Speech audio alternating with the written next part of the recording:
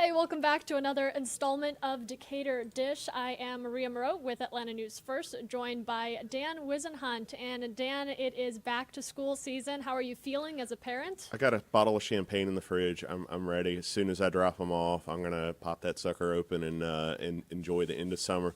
Not really, but it is a good feeling getting back into that routine. Summer is always kind of Lord of the Flies, so we're all very happy to get the kids back in school. Yeah, hey, speaking of, we have a ton of news to cover out in DeKalb County. The main story for a lot of parents out there is gearing up for back to school season, but there are some things that you are going to want to know about. So let's start with some of your top headlines. First up, it is back to school for city schools of Decatur, and that means that health centers are extending hours for students to get their immunizations. You're going to need to know the information needed for your child to be able to return to the classroom. We'll get into that in just a second. And DeKalb County considering lowering speed limits along state routes.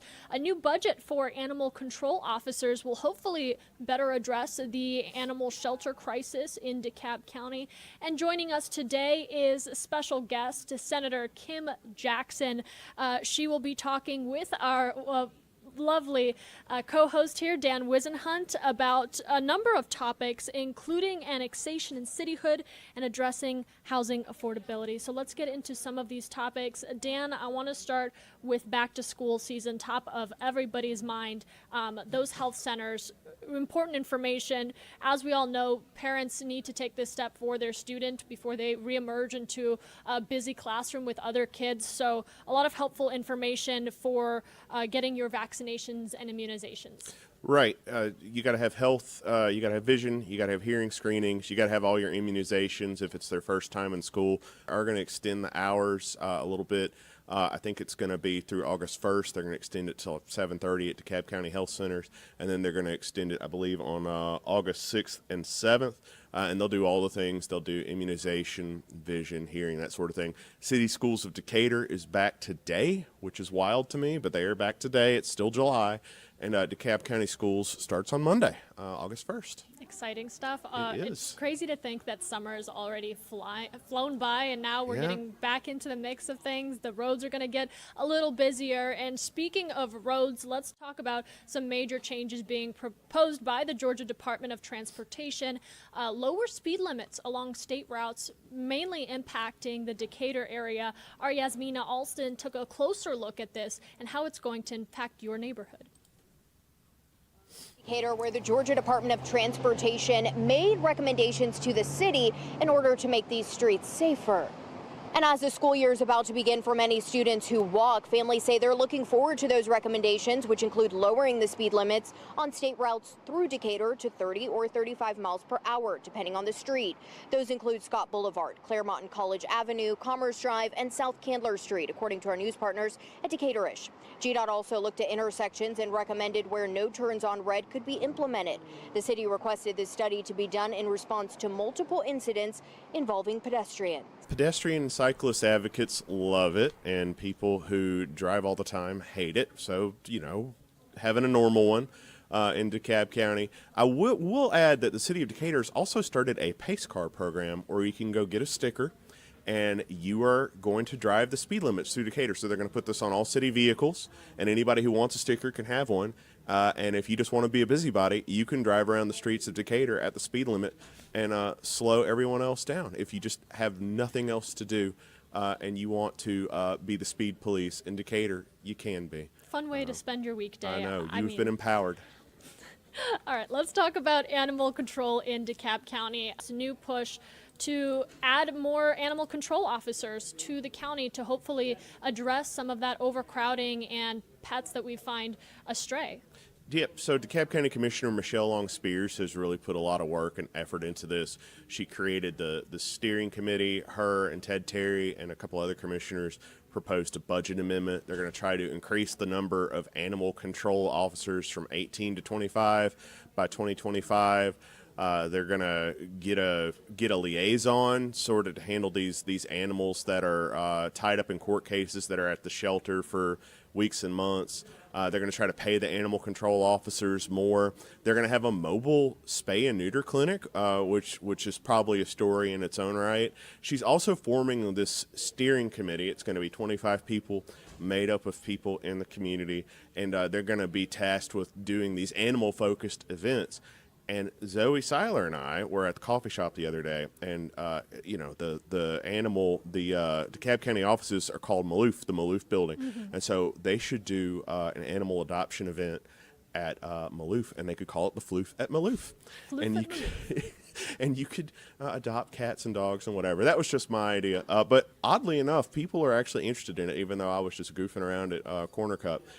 So there may be a Floof at Maloof in the near future. Speaking of change coming to the community and the people behind some of that change, we are about to talk to Senator Kim Jackson about a number of issues that residents are keeping top of mind.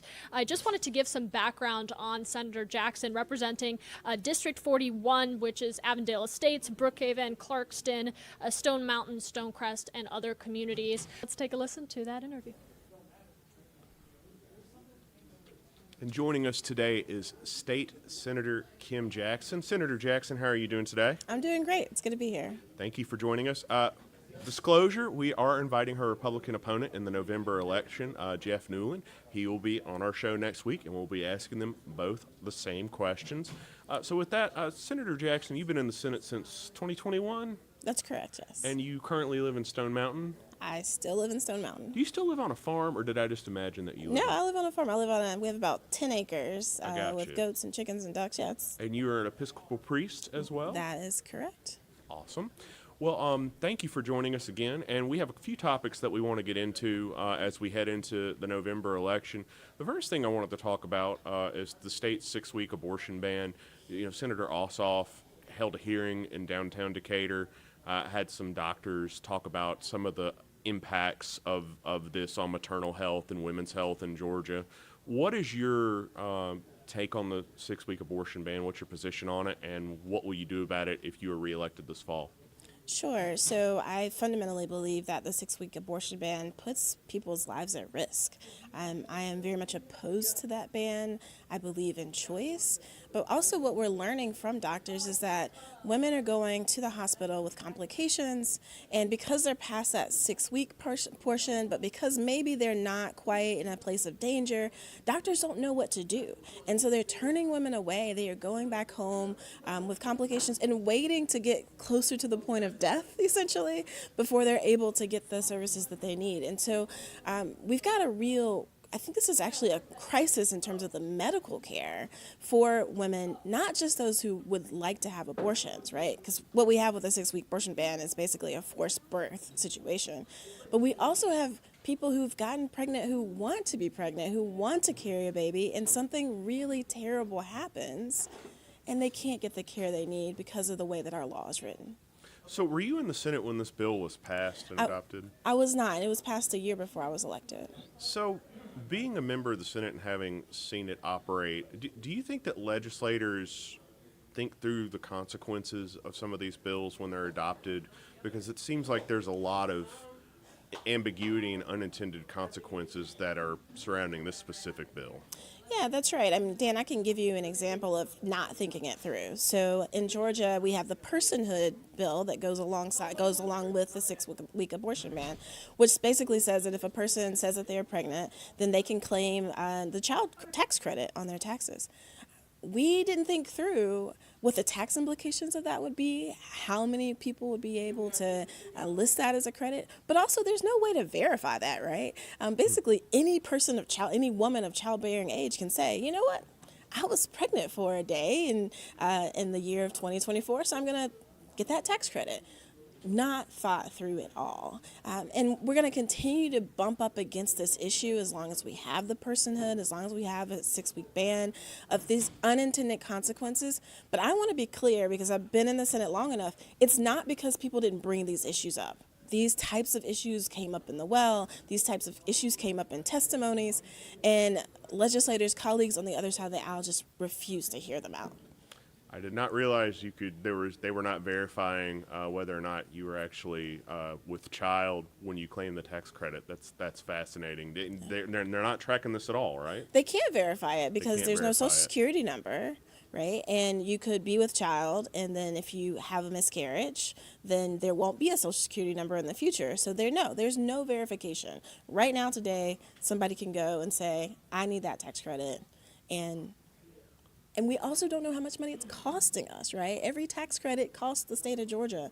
It's less money that goes into funding for our schools. It's less money that goes into funding really important services, all in the name of a personhood bill that doesn't make sense. That is fascinating. I think people should dig deeper into that one right there, particularly how many people claim that tax credit. That'd be a fun project for a journalist. It might be a fun project for me.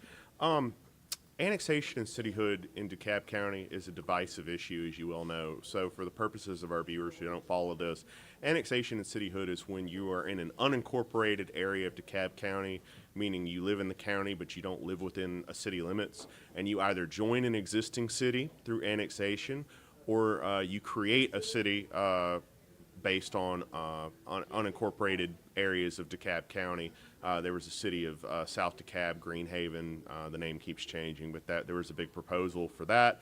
Tucker is a relatively new city. Dunwoody is a relatively new city. It keeps coming up every year. It seems to be less of an issue now that the delegation is controlled by Democrats. Just doesn't seem to have as much traction. If you were reelected, what will be your approach to annexation and cityhood in DeKalb County?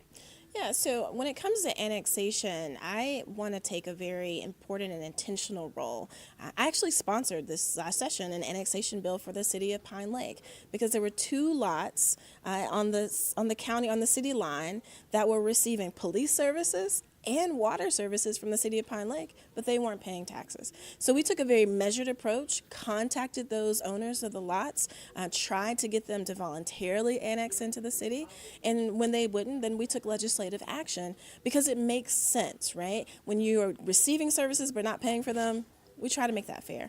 So when it comes to annexation, that's what I'm looking at. I'm looking at trying to make sure that borders make sense. We've got people whose backyards are in the city of Clarkson, but not their front yards. We have people who are not clear if they can actually vote in Clarkson because maybe their house isn't in the city, but their front yard is, right? And so those are the types of things that I'm trying to clean up, that I'm taking a very measured and intentional approach around.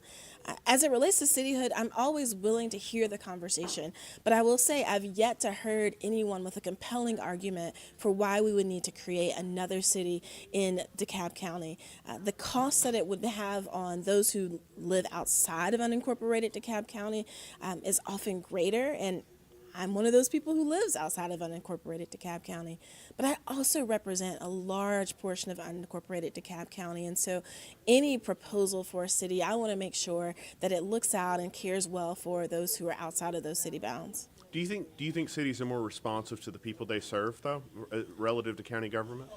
I think that it depends on the city. It depends on the size of the city. It depends on the resources that are available within the city. There's certainly differences in response times from whether or not you live in Brookhaven or if you live in Stonecrest. There are differences there. But also, a lot of the proposals for cityhood that we've had come to us haven't actually had services that people care about in terms of response time, right? So if we think about the city of South DeKalb, they weren't taking on police. What's one of the largest complaints that people have about service delivery? It's 911 answering the phone and getting police presence quickly. So creating a city wouldn't change that. And I think there's a number of examples that I could give to you about the ways in which cityhood doesn't increase or speed up delivery. In fact, it perhaps can confuse delivery, especially if you live somewhere like right on the edge of a city or a county, not knowing who's going to respond. So again, I'm always open to the conversation. I welcome the conversation, but so far I've yet to hear a compelling reason for us to do that kind of work. Speaking of complicated service delivery, that's actually part of the reason there's an annexation proposal on the ballot in Doraville, because there's this little unincorporated island within the city, and in one instance, like half of the apartment is in Doraville and half of the apartment's in unincorporated. So when you call 911, there has to be a meeting about who's actually going to respond to this.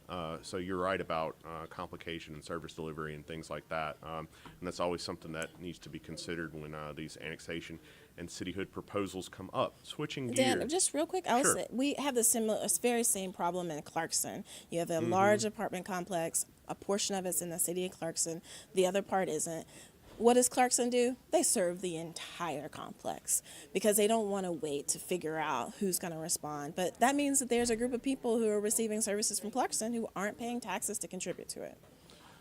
Right. It is one of the unique things about covering DeKalb County is how many different layers of government we have within one defined geographic area. Switching gears real quick, let's talk about homelessness and the unhoused, and I want to link that to affordable housing because I believe these two issues are related and they aren't often talked about in the same conversation. So anecdotally and through some of our reporting, we know the amount of homelessness and unhoused people in DeKalb County has gone up. COVID had a lot to do with that. People come to DeKalb County seeking services that they might not get elsewhere. As a senator, what can you do, and if you're reelected, what will be your approach to the homeless and the unhoused in DeKalb County? Yeah, so as a state senator, I have purview over all of the state of Georgia and how we kind of, as a state, tackle issues. And so last year, I introduced a bill that would bring together every single agency that touches, that interfaces with people who are experiencing homelessness or who could experience homelessness. So think about the Department of Corrections. They're releasing people out often onto the streets. So I brought together a whole list, a whole group of people to try to get them in the room together to really solve this problem. And unfortunately, that bill did not get over the finish line. So as soon as I get back, if I'm reelected and have the honor of continuing to serve, I will reintroduce that bill because we need all of the heads in the room together to really try to figure out and solve these issues in terms of making sure there's affordable housing, making sure that people who have disabilities are able to receive the care that they need, and really addressing what we know is happening, which is people are being released from our prisons and from our jail systems without any services and then landing on the streets. And real quick, if you were reelected, what will be your approach to affordable housing issues in DeKalb County? Yeah, so I will say, Dan, as a state senator, I don't have a lot of control or power over how we deal with things on a local level as it relates to affordable housing. But I will say that I am committed to making sure that the Georgia Senate, where we are able to intervene, continue to push on the issue. Where we have particular influence is about talking about standards for what kind of housing people can live in and really pressing to say that we must have not just affordable housing, but livable housing for folks. And so I will continue to work to make sure that we continue to pass laws that say landlords, you have to reach a standard of care, right? There has to be a certain standard for folks in order for them to live in their homes. That's the place where I have influence. And otherwise, a lot of this really does fall back on our county commissioners and on our cities. Last topic. It seems like the perennial issue is always, should we expand Medicaid in Georgia? I believe there was some recent limited Medicaid expansion. It was based on a work requirement. There's been some debate about how well that has worked, if it's worked at all. What is your opinion about further expanding Medicaid in Georgia, and what will you do about that topic if you are reelected in November? Yeah, so if I'm reelected, I will continue to push for the expansion of Medicaid. It's absolutely essential for our hospital systems to continue to function. So look just across the street from DeKalb County to Fulton County. AMC closed in part. No, they might not say this out loud, but we know it's in part because we didn't expand Medicaid, because we didn't increase the pool of people who have health insurance to help cover these medical costs. If we want to have healthy Georgians, which I think we do, we need to make sure that as many Georgians as possible can be insured, and Medicaid expansion is how we do that. And the other piece to that that's important to note is that it's not expensive. In fact, the program that Governor Kemp is running, which has been a failure. People are not signing up. There is a mandatory work requirement or a mandatory school requirement, which on its surface may not be a problem, but the complication shows up in how you have to report that. And so people are having a horrendous time just getting through the bureaucracy that is required in terms of tracking their work requirement, tracking their school requirement. And so that has been a failure that has been extraordinarily expensive. It has cost more for us to insure a few extra people than it would for us to actually insure the 500,000 people that we know would be eligible through Medicaid expansion. We're going to have to stick a pin in it right there. Senator Kim Jackson, State Senator, Senate District 41, thank you so much for joining us. Next week, we will have her opponent this November, Jeff Newland. He will be on our show, and we'll be talking about the same topics. This is the Decatur Dish Show. We produce it every Tuesday at 12:30 p.m. in partnership with our colleagues at Atlanta News First. You can catch us on Atlanta News First Plus. You can download that on your streaming devices, your Roku, your Amazon TV. You can also download that app on your phone. For all the latest news about Decatur and DeKalb County, please visit Decaturish.com. With that, we hope everyone has a good week, and we will see you next Tuesday at 12:30 right here on